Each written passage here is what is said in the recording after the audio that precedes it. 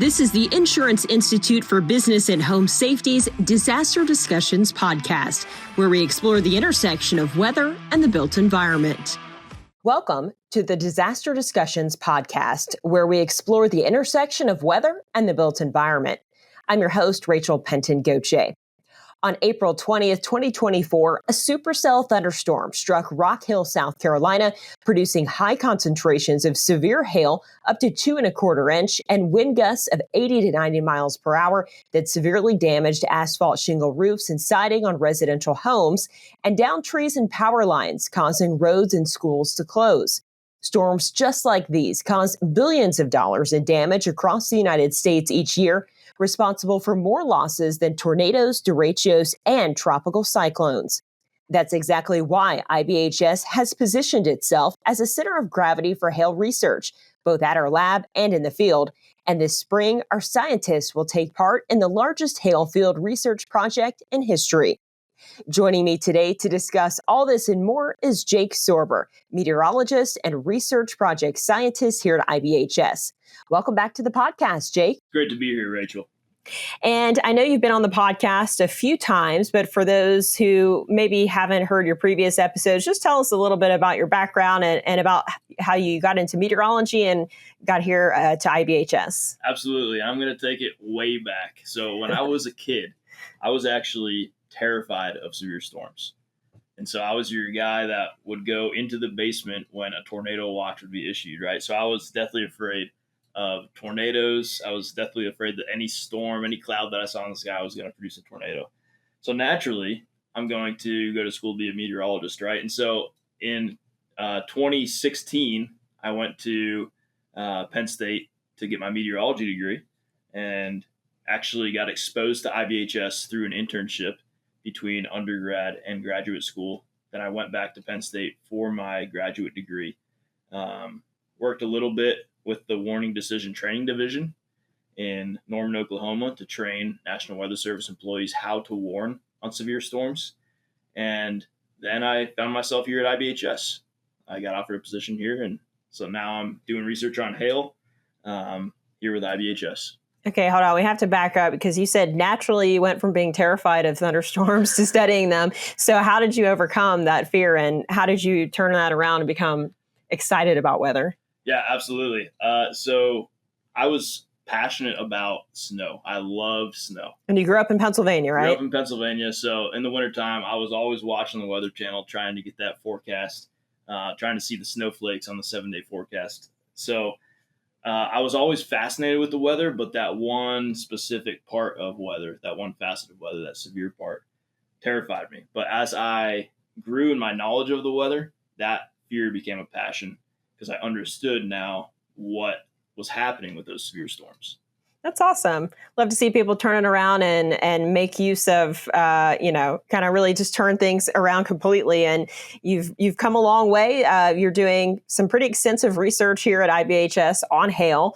We're going to talk a lot about that today. But first, I just want to talk about what we call here at IBHS or I've heard this term before, America's Lost Driver, SCS as America's Lost Driver. So we call severe convective storms. That's just kind of our fancy term for saying severe thunderstorms. And before I came to IBHS, I did not know just how damaging severe convective storms are. And to put it in perspective, there's a recent Wall Street Journal headline, and the headline of this article reads, "In America's insurance crisis, hail hits harder than hurricanes and fires." And this article goes on to talk about the number of losses we had in really the last couple of years. But in 2023, that number was at $58 billion as a whole for severe convective storms. And that number is more than every U.S. hurricane except Katrina and Ian, according to III, and more than the projected price tag for the LA County wildfires. And of that huge number, it's hail that is responsible for up to 60 to 80% of those annual insured losses. That's a lot.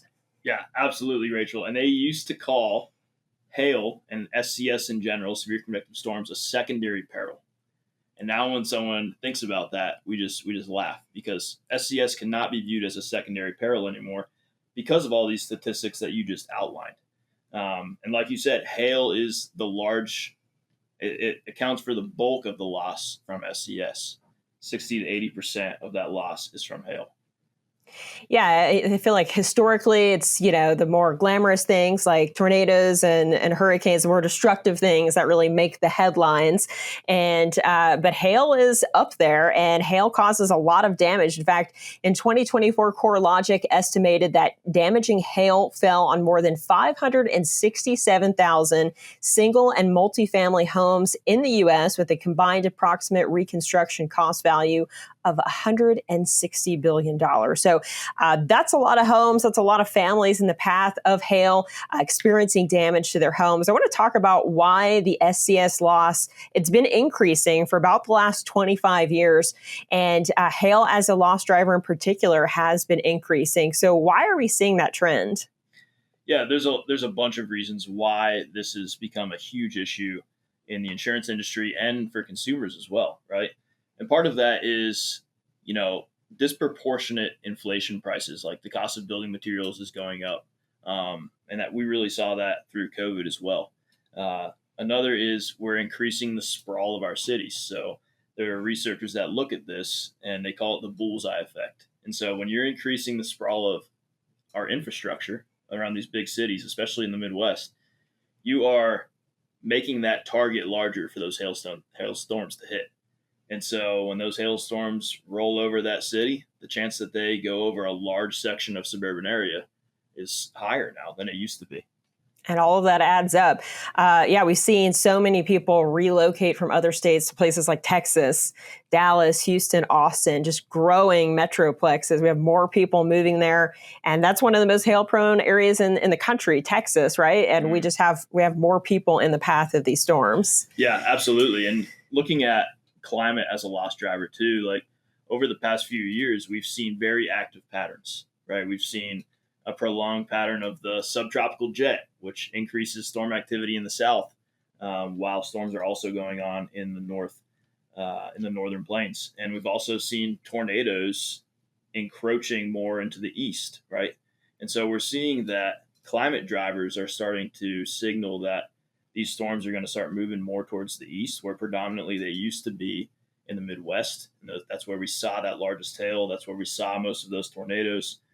But now we're seeing that what the models are saying about a warming climate, there's more instability in the climate. And so we're seeing those storms move more towards the east and kind of increasing their sprawl.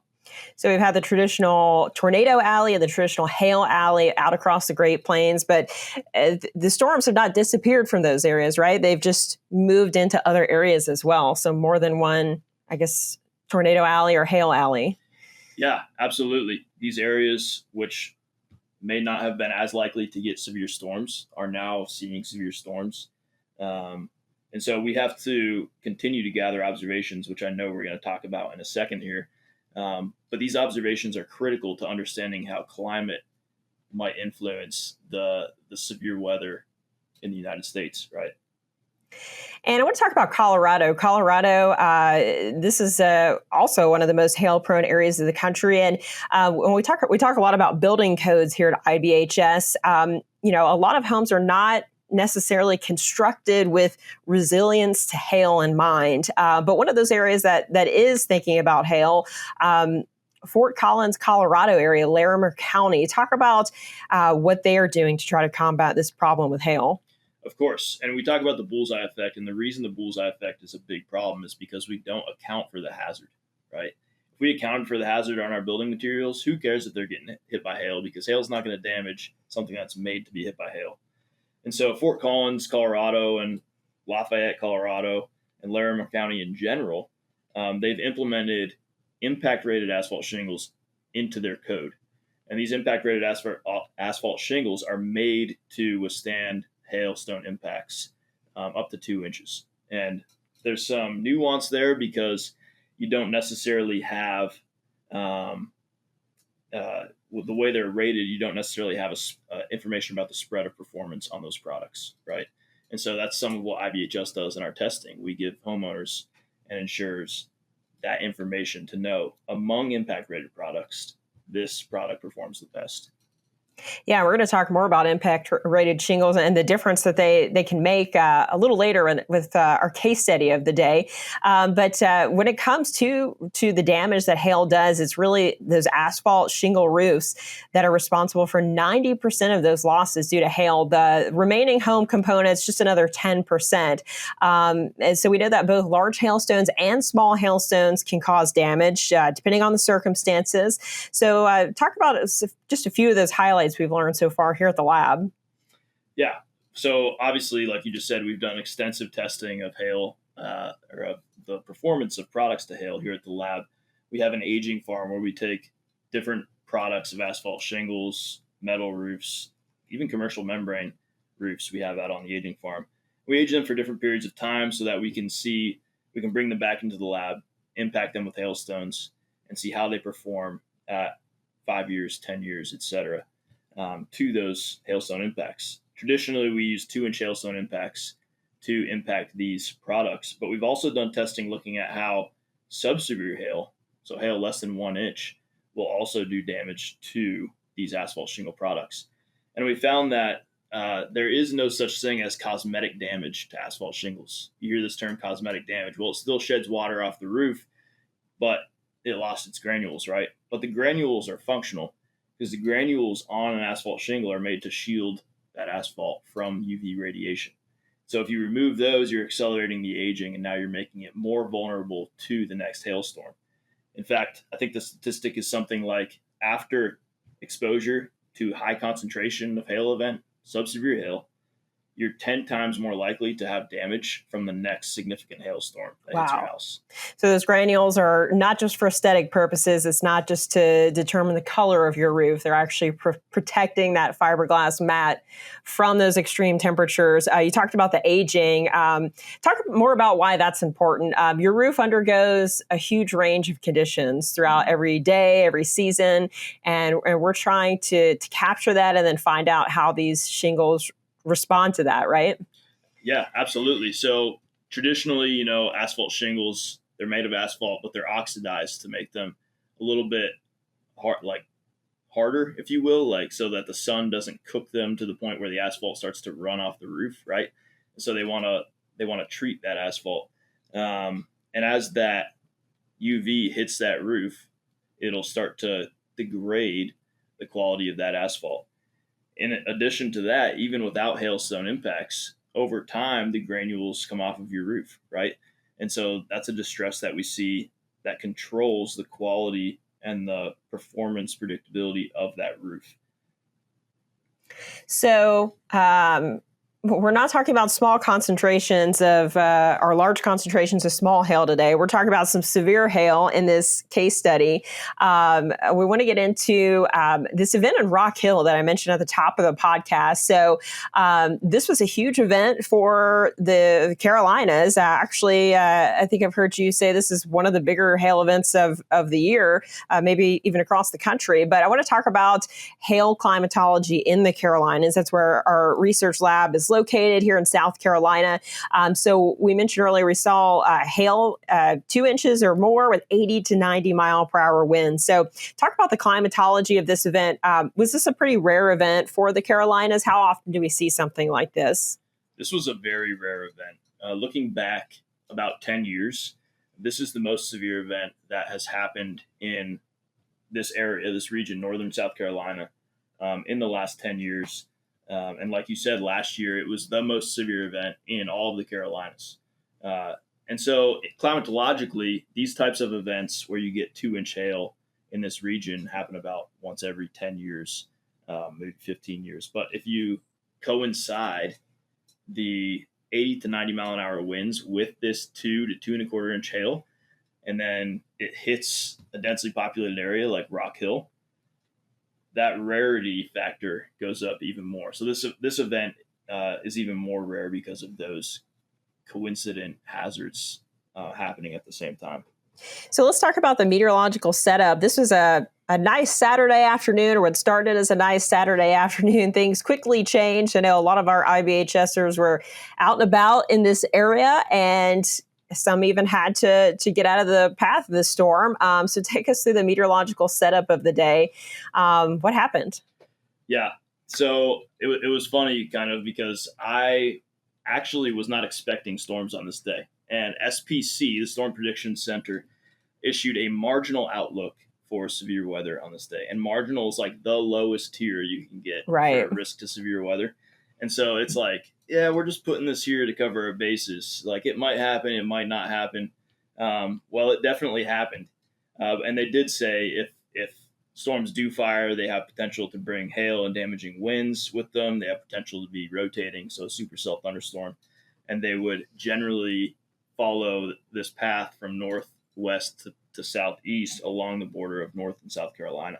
That's exactly what happened. And so they did a great job of nailing the forecast, but they were just like, it's a very conditional environment. Like it might happen, it might not. It all depends on whether those storms can actually fire. So I was actually out on a run and I was coming back home and I saw this storm approaching. I was like, that looks like a serious storm. So I went inside, I got on my phone, my weather app, and I saw this supercell like headed on a beeline for Rock Hill. And so I jumped in my car and I drove south. And I'm talking to our lead research meteorologist, Ian, on the phone. And I'm like, I'm driving, but you should warn people who live in Rock Hill. This has some serious hail in it. And we should tell people, hey, if your cars are outside, you should probably get them inside. So I drove just south of the storm and then let it pass and then came back on scene. And it was carnage after the hailstorm had passed. It was traffic all over the road, sirens going off. It was really quite a sight.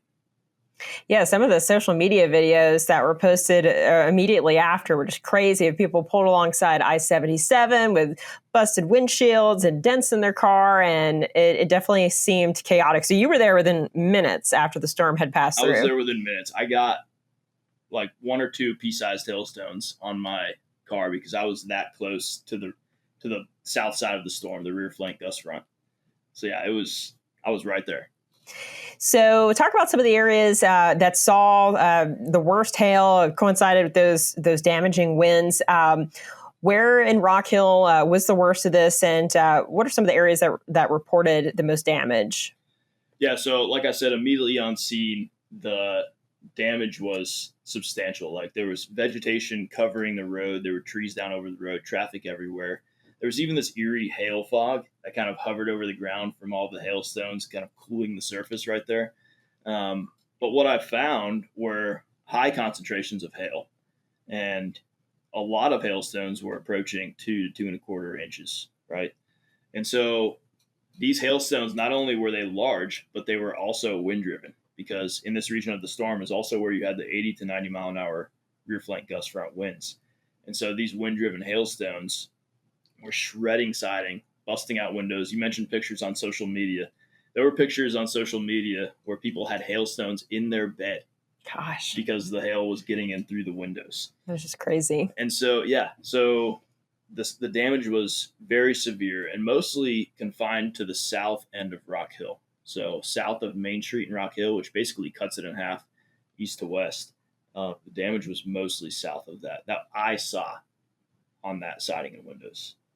So we had a pretty fortuitous opportunity. We often go in the field and look all over the place for hailstorms, chase hail from state to state. But we had this storm that we wanted to analyze right here in our own backyard. So talk about the hours and days after the storm. We were able to mobilize pretty quickly and go on some damage surveys. And we partner with both the National Weather Service and the York County Office of Emergency Management. So talk about the first survey we went on and what you guys found. We did not waste any time. You are right. So this event happened on Saturday. Monday morning, we mobilized up to Rock Hill. We got in touch with the emergency manager of York County and collaborated with them, and that was great because they were able to get us into areas that we wouldn't have otherwise been able to get into.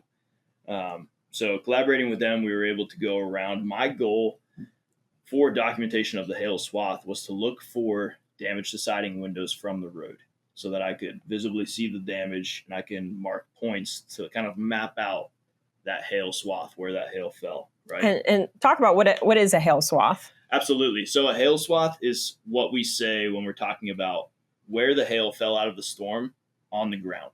So sort of its footprint. The footprint, the boundary of the hail on the ground. Footprint is a great way to say it. And so you wanted to document the swath and talk about why you wanted to do that.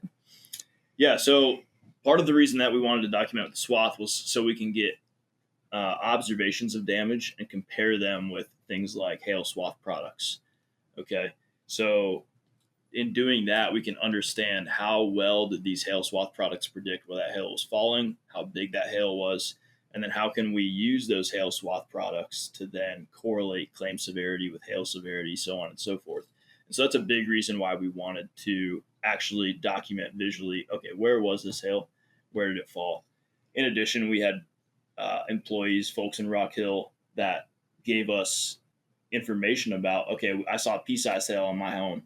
I saw $half size hail over here. And so we also had that anecdotal information outside of where we actually did the domain survey. It's a little bit of forensic meteorology, sort of piecing together what happened and how it occurred and things like that. Yes, exactly. So we wanted to partner with a few members to really do a complete case study of this event. We study hail at the lab, we study in the field, but we really wanted to analyze this particular event. So fast forward a few days later, Eagle View, one of our partners came down with some very cool autonomous drones so that we could do some aerial imagery based damage assessment of some of those roofs. So talk about what we did with Eagle View. I got to fly one of these drones. It was pretty cool, zipping around the homes and getting some really neat imagery. So talk a little bit about what and why we did with Eagle View. Yeah, so Eagle View has this really cool technology, like you said. They fly their autonomous drones over these roofs, and they can detect anomalies, right? And those anomalies correlate to damage. And so Eagle View came down, put boots on the ground. They were great to work with. And the important thing is here that we got out there quick because damage is perishable. So people were already putting new roofs on their homes. So if we wanted to get damage severity information on these roofs, we had to act quick.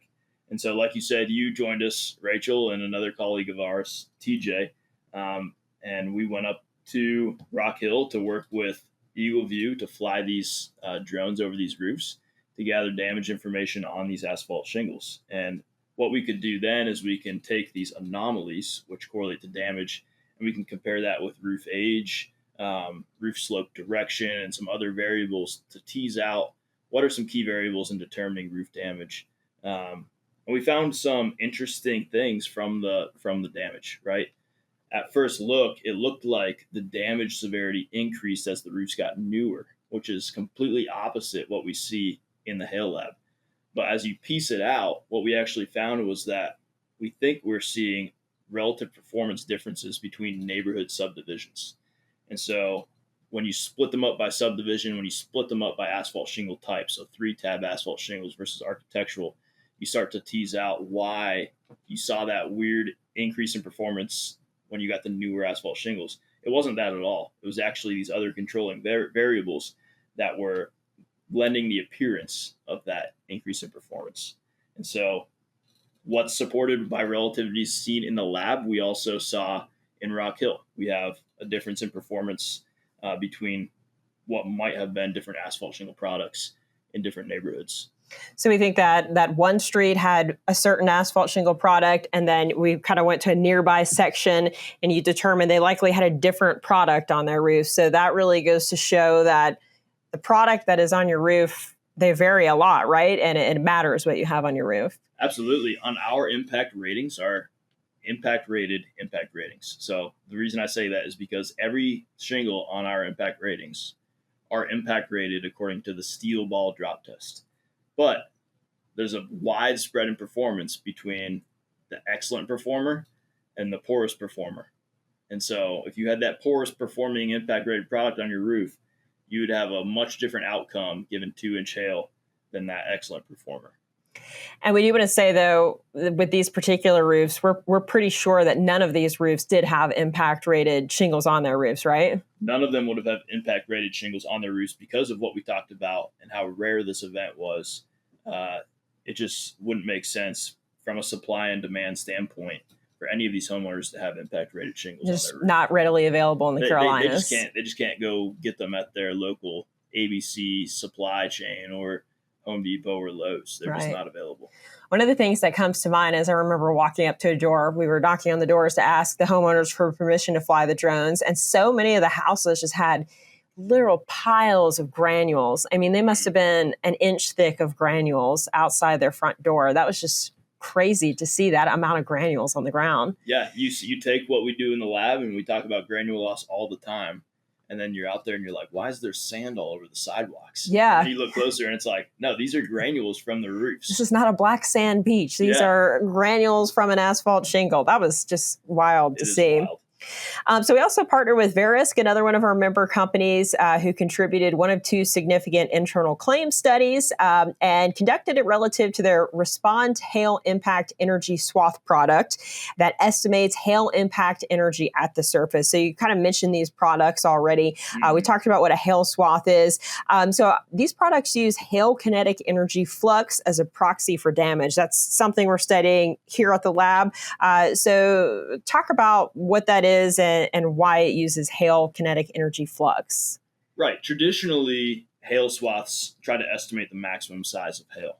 And we aren't even very good at detecting hailstones above 2 inches with weather radar. So to try to estimate that maximum size is kind of a fool's errand, if you will, right now with the technology that we have. And so what Verisk does is instead of just trying to estimate size with their impact energy product, they take size, concentration, and duration of the event and lump it all into one product to try to estimate the total impact energy from hail at the surface. And so then we took that product and we used it as a hail severity metric to then compare with claim severity. That we also got that information from Verisk. And what do we learn about the claim likelihood from the study? Yeah, so what we saw was that claim likelihood also obviously matters a lot. Hail impact energy severity obviously matters a lot for claim likelihood. As you go from very low hail impact severity to very high impact severity, you are 17 and a half times more likely to have a claim on your roof if you're at very high impact hail severity.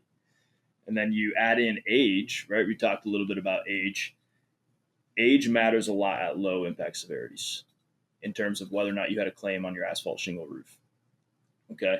But by the time you get to very high impact hail severities for these conventional asphalt shingle roofs, so they're not made to withstand 2-inch hailstones, age ceases to matter because the hail severity is high enough to where you're doing damage to even brand new asphalt shingles. And so it doesn't matter if you had just put that asphalt shingle on the day before, or if you put it on 15 years ago, it's still damaged enough to warrant a claim. So some of the smaller hailstones that have that lower kinetic energy flux, they may experience damage, but the damage was typically less or not as severe. But when you have those larger stones with that higher impact energy, the damage severity is higher. And once it's above 2 inches or so with that wind-driven component, there's, like you said, there's not really a lot these homeowners could have done. Maybe if they had, well, we're going to talk about this a little more later, but impact rated shingles. But for these roofs that had just, standard conventional shingles, there's really not much they could have done with the larger hailstones. Is that what? Yeah, there's not much they could have done. And it's unfortunate, but it's just the reality that the supply or the supply of these products they don't exist really in this region of the country, right? And so there's not much they could have done there. And then you mentioned the wind-driven component, and we also saw that siding shredded, right? And there is no rating for siding and hailstone impacts. And so it's really just, it's just completely exposed. Like the siding has no defense against this type of wind-driven hail event. Yeah, that siding was just completely obliterated. I mean, it looked like Swiss cheese, just holes everywhere. Let's get into more of those key takeaways. We talked about them a little bit. We also had two additional member companies, major property insurance carriers. They're anonymous, but they also collaborated with us to give us some internal analysis of claims. So that combined with Verisk and our work with EagleView, all of that allowed us to really do a full case study on this event. So what are the key takeaways? Again, we've talked about it some, performance with age. So age, the primary factor in conventional asphalt shingle performance at that low to moderate hail severity. So yeah, less than 5 years old, shingles less than 5 years old perform just as well as against low hail severity as new shingles. But so we're really once again confirming what we've learned at the lab. You talked about it some, but new roofs do perform better than older roofs in the majority of cases, right? Yeah, in the majority of cases they do, and especially at these lower hail severities. And like you said, out to 5 years, if you have a 5-year-old roof and you have exposure to low hail severity, you're not as likely to get damage from that low hail severity.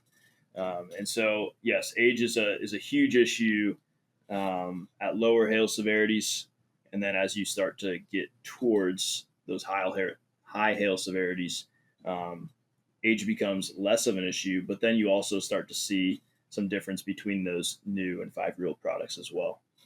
Hey there, Dr. Ann Cope, Chief Engineer for IBHS. What is the best roof? That's a question we get asked a lot here at IBHS, and the answer is complicated because it depends a lot on where you live. Roofs should stand up to everyday thunderstorms and limit the damage from oncoming hurricanes. With our Roofing Roadmap strategic initiative, we're making the IBHS science about weather and roof performance available for you.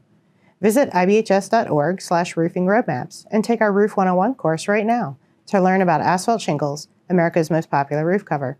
How well does your shingle roof stand up to wind and hail? What do you need to know about roofs? Get the science at your fingertips today, ibhs.org.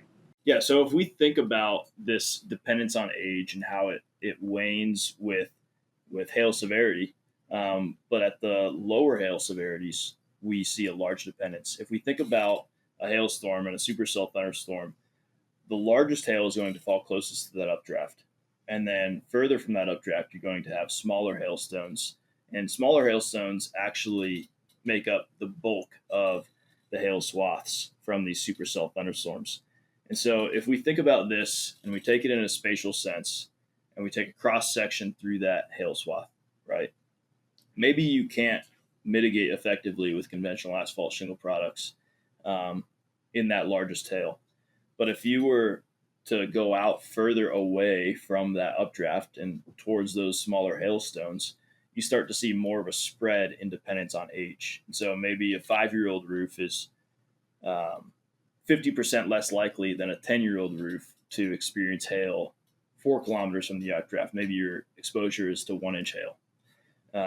If we increase the performance, so we put that excellent performing product according to the IBHS impact test standard on these roofs, and we just say, okay, across this whole swath, we're going to increase that baseline performance, then you're actually going to see a decrease in the amplitude of claim likelihood or claim probability in that largest hail.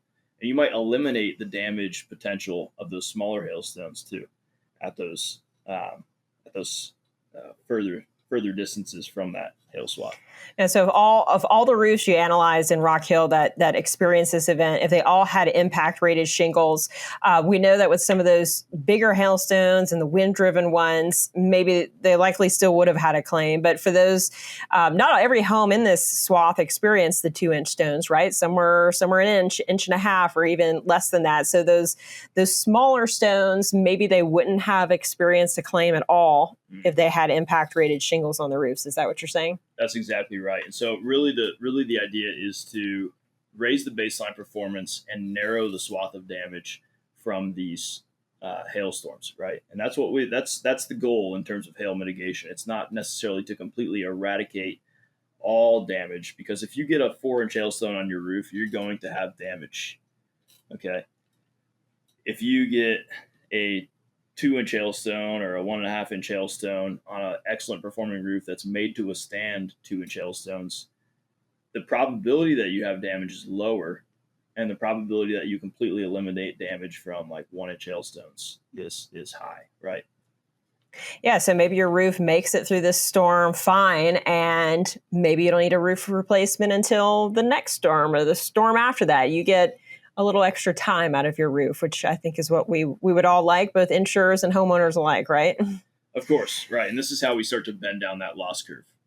narrow the path of damage. That's really our mission. So really, really interesting findings there. I want to talk about just a couple of other side notes. You looked at some siding.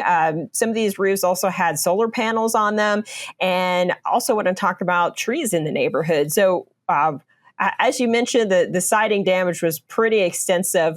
Were we able to learn anything about the impact angles from this wind-driven hail when it comes to the siding? So what we saw on some of the homes in some of these neighborhoods was that even homes that were closely spaced still had damage to the siding. And so that tells us something about the impact angles of these hailstones that were able to damage the siding. But it only gives us a range. So we don't understand the distribution of hailstone impact angles within that range. And so that's important if we want to test these siding materials to hailstone impacts in the hail lab. And so what we did learn was that, yes, we likely have different impact angles, but we need to understand more about that in order to accurately test. And so we build instruments here at IBHS to understand those impact angles and back out how large is the distribution of hailstone impact angles, how much are these hailstones being accelerated, what are their kinetic energies when they impact, when they're driven by 90-mile-an-hour winds. And so these are questions that we need to answer if we want to accurately test these siding products in the hail lab. Right. We need to know the difference between the damage that occurs at a 90-degree impact versus a 45-degree or something to that effect, right? 100%. Yeah. 100%. And then what about solar panels? When you see a photo of a solar panel that has been impacted by hail, they're pretty dramatic. And you learned a few things from this. And some of the stuff we already knew. Right. So in Rock Hill, what we saw was severe damage to these solar panels, right? I said a lot of these, this event had a lot of large hailstones, a lot of 2-inch hailstones, very high concentration. And so what we found about solar panels here at the lab is that they perform really well to the standard to which they're designed. And as soon as you start to go above that standard, that's when you start to damage these panels. And that's roughly, that kinetic energy that they're designed to is roughly about a 2-inch hailstone impact. And so in Rock Hill, we saw these solar panels on these roofs that were severely damaged. But then right next to one solar panel would be a solar panel that was untouched, no damage at all. And so what's happening here is that the solar panels that are damaged are receiving hailstones 2 to 2.25 inches that are exceeding that design threshold and damaging that panel. And then subsequent impacts can then damage that. And then the ones that aren't damaged simply aren't getting impacted by 2 to 2.25 inch hailstones. So it's a very, very specific threshold, and it only takes one stone of that size, right, or that energy to hit the solar panel, and you see it kind of radiate that shatter look. That's right. So that initial impact, it's very visible because it looks like a large crater in that solar panel, and then it has concentric fracture rings that propagate out from it. And then subsequent hailstones, because the panel's already fractured and shattered, really, they just kind of pulverize those pieces of shattered glass. But that initial impact is extremely visible. And really, we saw this all over Rock Hill. Any roof that had these solar panels on the roof were severely damaged. In fact, we even saw one roof where only one solar panel in the entire array, and it was like an array of 30 solar panels. Only one had damage from hailstones. What about tree cover on the damage to some of these homes? Did trees have an impact? There were a few trees in the neighborhood. Wasn't a heavily kind of wooded area. It was a newer subdivision. But what did you find about tree cover? So what we found on trees was that they do have a kinetic energy absorbing quality, if you will. And so these neighborhoods that had a lot of tree cover, if there were trees overhanging the roof, it tended to absorb a lot of the kinetic energy from smaller hailstones, moderate hail severity, low hail severity. But then by the time you get to that high hail severity, again, we're seeing not as much of a dependence on tree cover. Same thing with age, right? Seeing the same thing. And what's happening here is that these hailstones that are larger aren't being slowed down as much by the tree cover, or maybe the hail severity is high enough, the concentration is high enough that those trees are stripped of their vegetation, and then their kinetic energy absorbing qualities are diminished, right? And so that's what we saw a lot in the data that we were looking at for Rock Hill. for this one neighborhood in particular, Roddy Park, where we saw the most damage, where we saw those solar panels that were shattered, we saw the siding that was shredded. It had very low tree coverage. And so the trees that it did have in the neighborhood were young, right? Kind of the little saplings that you see along the sidewalks that people plant.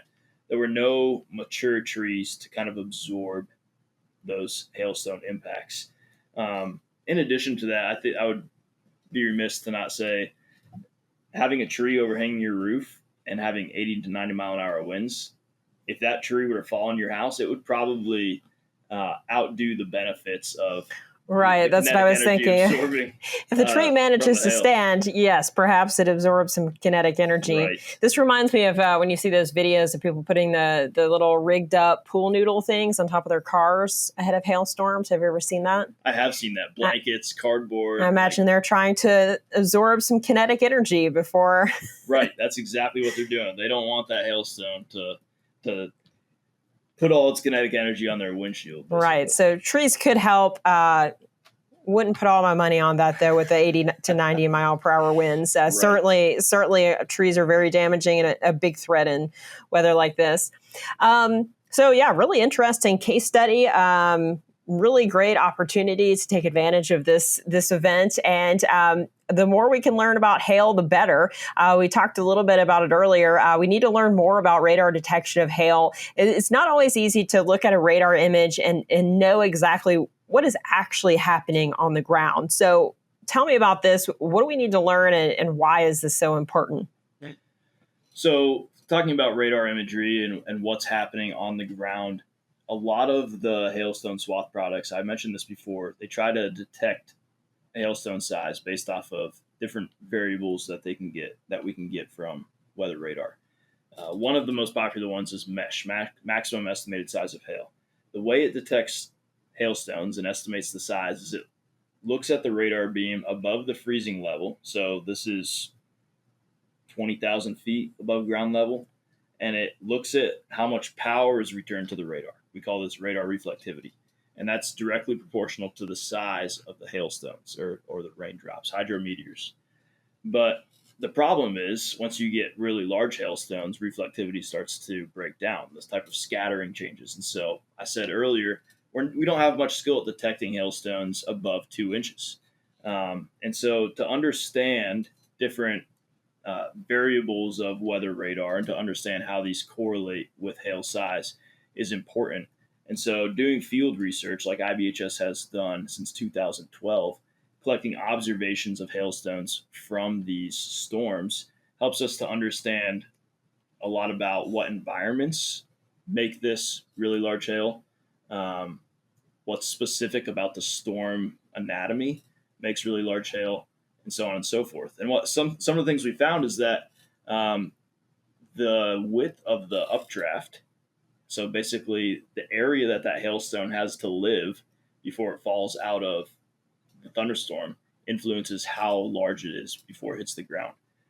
That's a huge finding that collaborators at universities have done a lot of research on, computational modeling, right? But we still don't know a lot about what makes hailstones gargantuan, if you will, 5-6 inches, right?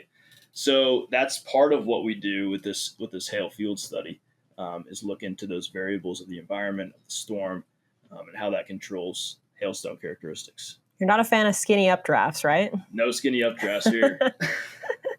All right, so we've got to learn more about the storms. We need to learn more about home materials, roofing, and siding products. Talk about some of those additional things that we need to learn about when it comes to products, roofing and siding products. So I already mentioned siding has no defense against hail. There is no standard test method that looks at siding in the context of hailstone impacts. And IBHS is paving the way towards developing a standard for siding, right? Using our hail impact standard to test siding to hailstone impacts. And what we found is that there are siding products that perform better than other siding products. A lot like asphalt shingles, there are asphalt shingle products that perform better than other asphalt shingle products. Continuing this research and looking at not only how do different sizes of hailstones influence damage, but also how do compressive strengths influence damage. And compressive strength is basically just how hard is the hailstone, because a softer hailstone is going to do less damage. And we've verified this here at the lab. We had a pilot test where we looked at super soft hail.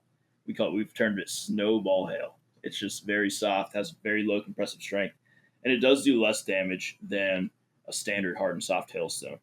And so actually upcoming this summer, we have the largest field campaign since 1978 dedicated to studying hail in the field for 6 weeks. And part of what we're going to be doing there is amassing hailstone crusher measurements to get this compressive strength information, and then pairing that with information that we get from weather balloons. So this is what the storm environment looks like. This is what the hailstone characteristics look like when the storm looked like this. And then pairing those together and trying to back out a relationship between storm environment, storm characteristics, and hailstone strength. And why is it important to do this? Who's going to be able to benefit from this data that we collect? Yeah, so everyone. My answer is everybody. Everybody's going to benefit from this data. And if you're a homeowner out there, you might be like, how am I going to benefit from this data? Well, you think about the issue of hail, and you think about, you might question, why are my insurance premiums going up? Exactly. And so, well, your insurance premiums are going up because hail is such a huge problem, and everybody's having a hard time understanding, how do we deal with this issue of hail? It's almost, the growth of SCS loss is almost exponential now. Right. And maybe you didn't have a hailstorm at your house, but we have $58 billion worth of SCS damage across the country. Those costs have to go somewhere, right? Absolutely. So I'm going to tell a story here. So there is a homeowner in California who was contacted by his mortgage lender, and his mortgage lender told him, you have to get a new insurance company because your insurer, it was a small insurer, your insurer their credit rating has fallen below what we accept as a mortgage lender. And they told him, you either pay your mortgage off now, get a new insurance company, or default on your mortgage. And so here's this guy who's like, okay, why is their credit score finally dropped below what's allowed? Well, this insurance company couldn't afford the losses from hail in the Great Plains. This guy lives in California. He probably has never seen hail where he lives. Right. He's thinking about wildfires and earthquakes. He's thinking about wildfires. And speaking of wildfires, so he goes and he drops his insurance company. He goes and looks for another insurance company. Nobody underwrites him because of his wildfire risk. And so the only place he can get insurance is from the California Fair Plan, which now he's paying double what he paid before in a premium just for wildfire insurance because of hail. So hail is affecting everyone everywhere. Hail is affecting everyone. It's that big a problem. Where? Fortified Fred here. At IBHS, we've spent more than a decade studying the damage caused by hurricanes, tornadoes, high winds, and hail. We identified the common weaknesses in homes built using conventional construction standards and spent years researching the best solutions by putting them to the test at our research center. Now, you can use our science to defend your home or business simply by asking your builder or contractor to follow the Fortified Construction Standard to protect your home when severe weather strikes, keeping the roof on and the rain out. Visit fortifiedhome.org to learn more. Well, we've got the team to hopefully solve that. I want to talk more about that research project you mentioned. As you mentioned, the largest hail field study since the 70s. It's called ICECHIP, and this is a multi-agency project. IBHS is one of many agencies taking place in this. So we're going to be headed to the Great Plains looking for as much hail as we can over about a 6-week period. So tell me more about ICECHIP. ICECHIP is exciting. I'm excited to go on ICECHIP. So this has been like 5 years in the works. It kept getting delayed because we were waiting for this aircraft called the King Air, which we were going to use to collect aerosol and embryo information in the storm, hail embryo. And finally, we just said we're going to go forward without the aircraft. And so finally this year, 2025, it's a reality. And so we're gearing up to leave in about a week. And it's significant because It is the first nationally funded multi-agency field campaign since 1978 in the United States. And so we have, I think, 13 organizations, upwards of 150, maybe even approaching 200 individuals participating on this event.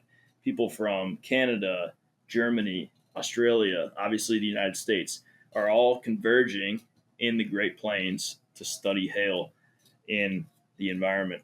And so what's so cool about this is that obviously our technology has increased since 1978. Yeah, right? I'd say so. Weather radars, our ability to model hailstorms, our ability to collect valuable information on hailstones. A lot of the hail information that they got back in the day was just observational. Like they would just take notes on observations of hailstones. So we can do things like launch weather balloons. We can fly drones around in the environment. We have impact astronomers that collect information on kinetic energy, size concentrations, size distributions in a hail swath. We have hail pods that get wind speed information. We have wind-driven hail sensor that collects information on the impact angle of hailstones. Right. So we have all of this data, all of these tools to gather as much information on hail that we can possibly gather. And then this will be ingested by things like numerical models. And so I talked about we need to know more about the environments that are conducive to hail. And so professors and students at universities will use this data in their numerical modeling simulations to understand what variables influence hailstone growth, so on and so forth. Catastrophe modelers in the insurance industry can ingest this information into their CAT models so that they can better predict how the hail environment, the hail picture will change as climate changes throughout the coming years. And so these are all reasons why ICECHIP is a huge deal. We've been pushing and pushing and pushing here at IBHS, especially to get hail to be taken seriously by the National Science Foundation in particular, so that we can actually get a hail field campaign like this in the works. And so it's finally coming to fruition. And I know we here are excited, and everyone involved is super excited for the project. Yeah, we've had the Vortex products focusing on tornadoes, but nothing of this size related to hail. And I think what's cool is we have so many different agencies with so many different pieces of technology and information that they're going to be gathering all in the same place at the same time on the same storms, right? Right. Yeah. So we will all be focused on the same storm, and that's the goal. We're all going to converge on the same storm and gather as much information on these storms as possible. And so every IOP day, intensive operation period, we will be working as a unit to dissect this storm and understand this storm in all its glory. So what are you hoping to learn from this? What are your... I'm excited for the potential to learn more about environmental controls on compressive strength, because I'm not a numerical modeler. I can't ingest this information. So compressive strength and learning about compressive strength and how that damages materials, I think, is an avenue that IBHS can make some ground on. I think ICECHIP is going to help us in that area, and also just getting data to understand how to better detect these larger hailstones in these storms. I think everybody can benefit from that. It would help with the warning operations, and so on and so forth, and just being able to understand what this storm is bringing to my front door will be super valuable. Yeah, that is all going to help contribute to this major loss driver and learning more about this loss driver that is hail and severe convective storms. So yeah, this can be super exciting, and we're always aiming, I think we're always hoping for a record hailstone as well. Always hoping. I hope we get a record hailstone in each state we visit this year. Oh, me too. That would be 6 awesome. weeks. We'll have enough time. All right. Well, Jake, thanks for joining us on the podcast today. And this has been Disaster Discussions, Hail as America's Loss Driver, and studying a significant hail event in Rock Hill, South Carolina. Thanks for listening to the Disaster Discussions podcast. Join us next month for a new episode. For more on IBHS's ongoing research efforts, visit IBHS.org.